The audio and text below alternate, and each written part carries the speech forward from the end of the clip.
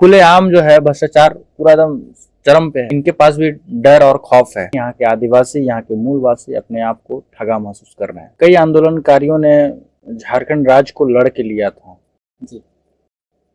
उस उद्देश्य, उस सपनों का झारखंड अभी तक 23 वर्षों में नहीं बना है। हेमंत सोरेन एक आदिवासी मुख्यमंत्री हैं और कुछ कुछ अच्छे काम जो है आदिवासियों के लिए वो कर रहे हैं। खनिज संपदा से संपूर्ण झारखंड राज्य अब 23 वर्षों के बाद 24 वर्षों में आने वाला है और अब दौड़ शुरू हो रही है मिशन 2024 की।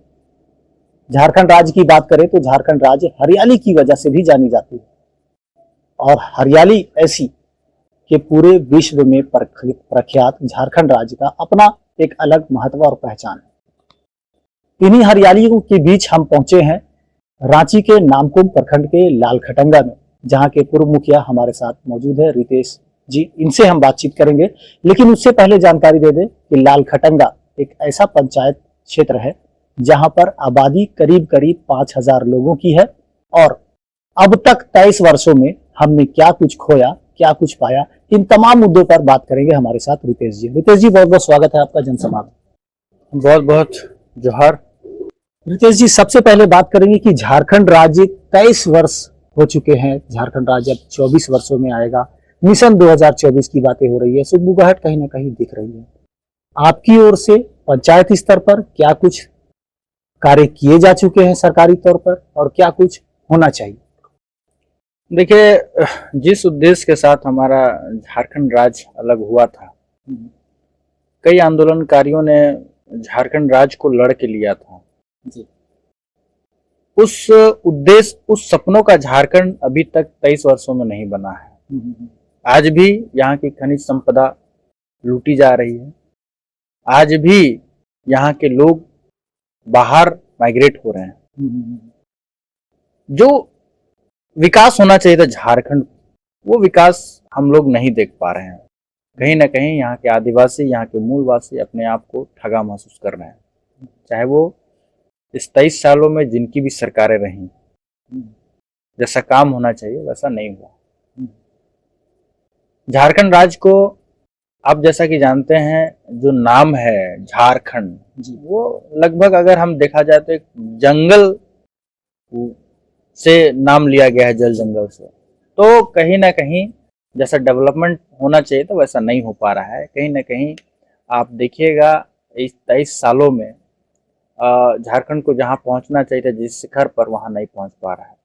हम ये भी कहते हैं कि देखिए, झारखंड राज्य को डेवलपमेंट के लिए जो है हम केवल अगर सड़क निर्माण करें या इंफ्रास्ट्रक्चर को केवल डेवलपमेंट करें तो वैसे विकास नहीं होता है। हमको हर चीज पे बात करना होगा। आज अगर आप देखिएगा तो यहाँ पे एम्प्लॉयमेंट पॉलिसी नहीं है ना, यहाँ की कोई किसी प्रकार की कोई नीति नहीं है। तो इससे कमी खलता है। जो राज्य साथ में अलग हुए थे, आज वो राज्य कहाँ है और हम कहाँ हैं। बेरोजगारी दर बिल्कुल बहुत कम है, मतलब कम नहीं, बहुत ज्यादा बढ़ गया है कहा जाए तो। हमेशा यहाँ के लोग अपने आप को बेरोजगार देखते हैं, क्योंकि यहाँ पे काम नहीं है, इसलिए लोग यहाँ से बाहर जा रहे हैं।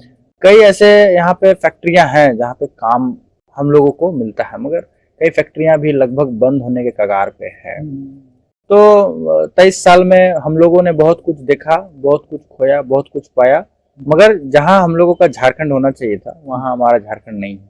रही बात पंचायत की, पंचायत का ये तीसरा टर्म है, क्योंकि झारखंड अलग जैसे हुआ उसके बाद यहाँ पंचायत चुनाव भी नहीं हुआ था। बिहार समय से ही पंचायत चुनाव नहीं हुआ था, पेशा एक्ट को लेकर थोड़ा सा मामला अटका हुआ था। तो क्या हुआ कि जब 2010 में पंचायत चुनाव यहाँ जब शुरुआत हुआ, पहली बार हुआ, तो कहीं ना कहीं यहाँ के ग्रामीण पंचायत क्षेत्र में जो निवास करते हैं, वो उसके मन में बहुत खुशी था कि अब हम लोग जो है स्वशासन व्यवस्था यहाँ पे दिखेगा, क्योंकि लोग ब्लॉक का चक्कर लगाते थे। मगर हम मानते हैं कि तीसरा टर्म है, मगर जो व्यवस्था अब होना चाहिए पंचायतों में, अभी भी वो व्यवस्था हम लोग को देखने को नहीं मिला। आज भी लोग प्रखंड का ही चक्कर लगा रहे हैं। पंचायत का मतलब होता है ग्रामीण पंचायत में ही उसको सब कुछ मिल जाए। रितेश जी, जो सपना डिसोम गुरु ने देखा, जो झारखंड के आंदोलनकारियों ने देखा, झारखंड राज्य 23 वर्षों का हो रहा है, उन सपनों को साकार करने के लिए यहाँ के युवाओं को क्या कुछ करने की जरूरत है? एक बदलाव की जरूरत है, जैसा कि आपने कहा system, when we will follow the system then system follow us. तो इसी तरह से युवाओं को क्या कुछ करने की जरूरत है? कैसे हमारा झारखंड विकास की राह पर तो चल रहा है, लेकिन विकसित कैसे होगा, इस पर क्या विचार है? देखिए, झारखंड जो बना राज्य, वो कहीं ना हम लोग जिसका सपना हम लोग देखे थे, वो सपने पे खरा नहीं उतरा। चाहे हमारे जो पूर्व नेता रहे, बड़े नेता कहा जाए, चाहे वो जयपाल सिंह मुंडा हो, चाहे कार्तिक उरांव हो, वो जिस तरह अपने आदिवासी समाज और अपने झारखंड के लिए सोचते थे, उस पे झारखंड खरा नहीं उतरा।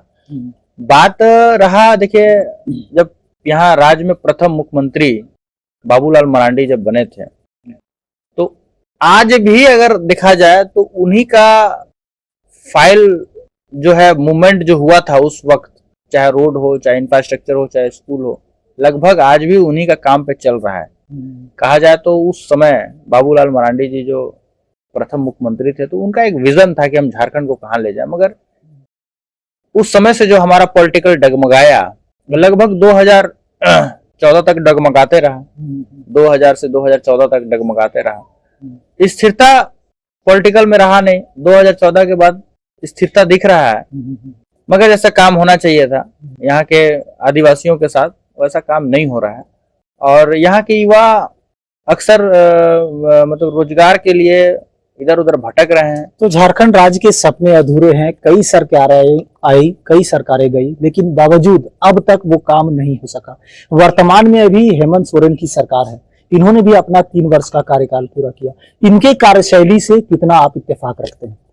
देखिए, आज के जो माननीय मुखिया हेमंत सोरेन है, इनका लगभग 4 साल होने चला है, मगर इन 4 सालों में ये जो बोल के आए थे, जो वादा किए थे, लगभग उनको जो है जमीन स्तर पर वो उतार नहीं पा रहे हैं।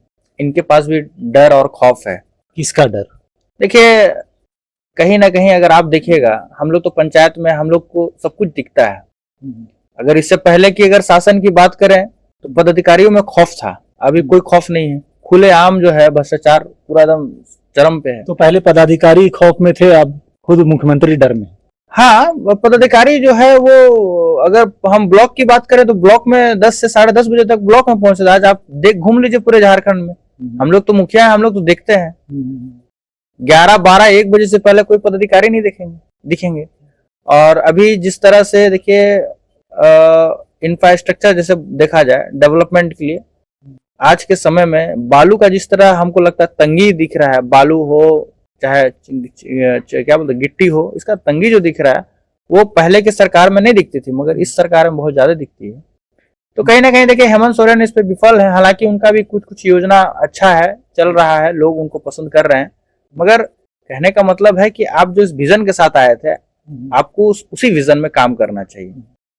आप हमको लगता है थोड़ा सा बैकफुट होते हैं, और बैकफुट होने के बाद फिर कुछ काम करते हैं। हालांकि देखा जाए तो हेमंत सोरेन एक आदिवासी मुख्यमंत्री हैं, और कुछ अच्छे काम जो है आदिवासियों के लिए वो कर रहे हैं। रितेश जी, हमारा चैनल है जनसभा, बोध होता है जन से, जनता से। जनता के डेवलपमेंट के लिए सरकार क्या कर रही है, पदाधिकारी क्या कर रहे हैं, अधिकारी क्या कर रहे हैं, वो भी बात होगी। लेकिन पहले ये बताइए, आपके पंचायत क्षेत्र में आप जब यहाँ पे मुखिया थे, अभी तो पूर्व मुखिया है, आपने डेवलपमेंट के नाम पर क्या कुछ काम कराया, और अभी के जो वर्तमान है उनको क्या करना चाहिए? क्या कुछ कमियां रह गई हैं जिनको पूरा करने की जरूरत है? देखिए, पंचायत को विकास करने के लिए हमको लगता है सरकार को जो मुखिया को अधिकार दिया जाता है, वो पूरा अधिकार दिया जाना चाहिए, तभी जाके पंचायत का विकास होगा। मुखिया ही मतलब जनता का काम के लिए ब्लॉक दौड़ेगा, चाहे जिला दौड़ेगा, तो वैसे में काम नहीं चलेगा। पंचायत में सारे अधिकारी मतलब कर्मी जो हैं, चाहे वो पंचायत सेवक हो, रोजगार सेवक हो, राजस्व कर्मी हो, ऐसे कर्मचारी जो हैं वो लोग यहाँ पर उपस्थित रहें, अपना एक शेड्यूल बनाए कि हम यहाँ पर बैठे और काम करें। मगर होता क्या है कि हम लोग सरकार से जब भी हम लोग मुखिया थे हैं तो हम लोग ये डिमांड हमेशा सरकार से किए हैं कि राजस्व कर्मी को भी पंचायत में बैठाया जाए, मगर सरकार उसका एक ही ये पीठ देती है कि हम लोग के पास राजस्व कर्मी कम है, हम लोग कैसे पंचायत में बैठाएं। तो ये सरकार की परेशानी है। हाँ, मैन पावर की कमी है। देखा जाए पंचायत सचिव की मैन पावर की कमी है। 23 साल का झारखंड में 15 साल हमारा लगभग पंचायत चुनाव हो गया है, मतलब 15 साल पंचायत घुस गया है और इसमें कहीं ना कहीं अगर देखा जाए तो जो मतलब एक विकास होना चाहिए था पंचायत में वो नहीं है। इसका कारण एक ही है कि पूरे खुले तरीके से पंचायत प्रतिनिधियों को काम करने का मौका नहीं। रितेश जी, एक बड़ा ही महत्वपूर्ण सवाल मेरा और होगा आपसे कि पंचायत एक तरह से गांव होता है, ग्रामीण क्षेत्र होता है, यहाँ किसान बसते हैं। किसानों के लिए जो डोभा का निर्माण होता है, सिंचाई की व्यवस्था होती है, पानी की व्यवस्था होती है, मूलभूत सुविधाएं जो है वो कहाँ तक मुहैया हो पाया है आपके पंचायत में?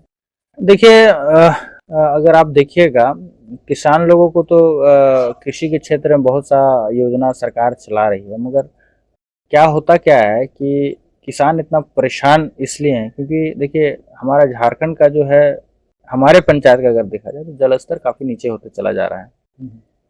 कभी कभी सिंचाई खूब सफल नहीं होता है और हम लोगों को एक सिंचाई के लिए डीप बोरिंग करना पड़ता है। मगर कहाँ जहाँ भी हम लोग प्रयास किए हैं कि किसान को अधिक से अधिक सिंचाई खूब दें ताकि वो अपना खेती बाड़ी अच्छे से कर सके। क्या इन किसानों को उन्नत कृषि करने के भी तरीके सिखाए जाए? क्योंकि अभी जो ट्रेनिंग सेंटर जो अभी रांची के कांके वगैरह में भी कहाँ कहाँ है, तो इन लोगों को भी उन्नत खेती के भी तरीके सिखाए? क्या सही समय पर सही खेती करना भी इनको सिखाया जाता है या फिर इसी तरह से ये लोग जैसे तैसे करके काम चलाते हैं? नहीं, अभी तो प्रशिक्षण दिया जा रहा है किसान को कि आप अभी के समय के हिसाब से अपना खेती कीजिए और उसमें पैदावार भी अधिक हो रही है। तो हमको लगता है किसान को अपना मतलब लगाने का जो तरीका है, जो अभी लगाया जाता है श्री विधि हिसाब से, जो टेक्निक से लगाया जा रहा है उसी टेक्निक से अगर लगाएंगे तो किसान को लाभ होगा। कुल मिलाकर अंतिम सवाल होगा मेरा, कुल मिलाकर आपके पंचायत में डेवलपमेंट हुआ नहीं हुआ, एक लाइन में आप क्या कहना चाहेंगे? नहीं, पंचायत का तो विकास हुआ है, इसमें कोई किंतु परंतु नहीं है। पंचायत में हम जब आए थे तो हमने बहुत काम किया है और अभी भी काम कर रहे हैं। अभी हमारी धर्मपत्नी है मुखिया, अभी वो कर रही है।